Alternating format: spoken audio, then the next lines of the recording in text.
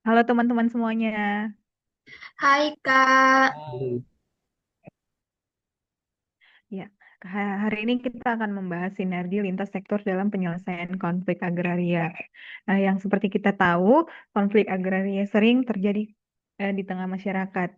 Tentunya memerlukan sinergitas yang kuat dengan Badan Pertanahan Nasional, pemerintah daerah, serta instansi terkait guna menjamin adanya penyelesaian yang komprehensif dan juga memiliki kepastian hukum.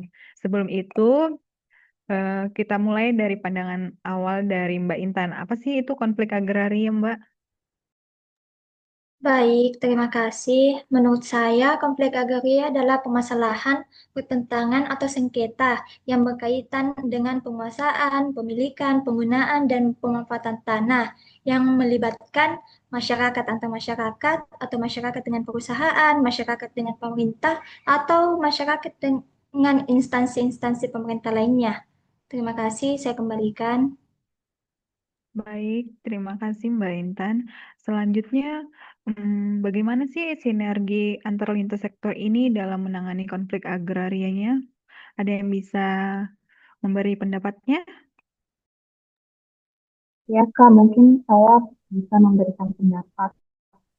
Sinergi lintas sektor yakni kolaboratif dalam mediasi konflik agraria yang melibatkan kantor pertanahan sebagai fasilitator netral. Didukung pemerintah daerah, aparat penegak hukum, masyarakat, perusahaan, serta akademis dan LSM, guna menghasilkan kesepakatan yang adil, kepastian hukum, dan mencegah konflik berulang. Mungkin itu, Kak, tambahan saya. Baik, terima kasih Mbak Desi. Selanjutnya kita bisa melihat tampilan berita terkait penanganan kasus pertanahan antara BPN dan Kejati.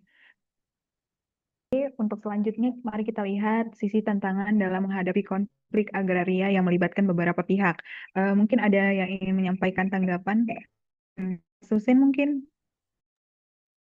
Ya, Mbak, terima kasih atas kesempatannya. Nah, di sini di layar ada berita prestasi penanganan kasus pertanahan Kajati Maluku diapresiasi Menteri ATR BPN. Nah, kalau menurut saya dari tampilan gambar di depan, sinergi memang penting antar instansi, tapi ada tantangannya juga.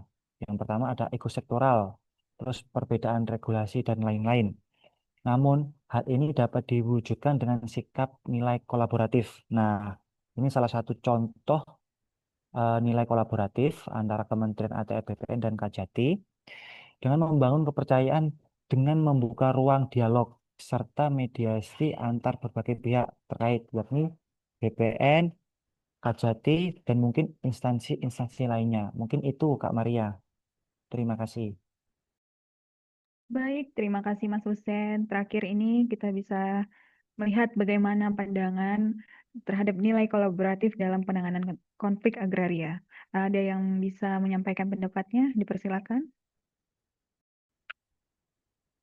Aktif dalam penanganan konflik agraria sangat penting, seperti yang diucapkan Mas Husen tadi ya. Kolaboratif bukan hanya sekedar kerjasama biasa saja, namun penggabungan antara sumber daya dan kewenangan berdasarkan regulasi yang tepat dan akurat dalam melakukan keputusan hukum yang seringkali merugikan masyarakat, dengan mendengarkan dan merespon masyarakat yang merasa dirugikan.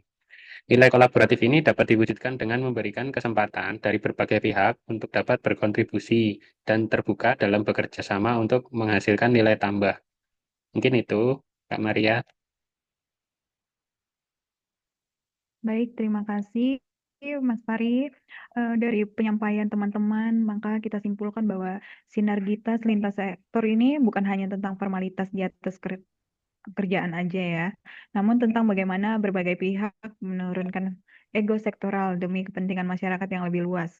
Dengan mengedepankan nilai kolaboratif ini, konflik agraria yang kompleks dapat diuraikan melalui mediasi yang transparan dan juga akuntabel. Demikian hasil diskusi kita. Sampai jumpa di video selanjutnya. Bye-bye. Dadah. Bye. Terima kasih, Kak.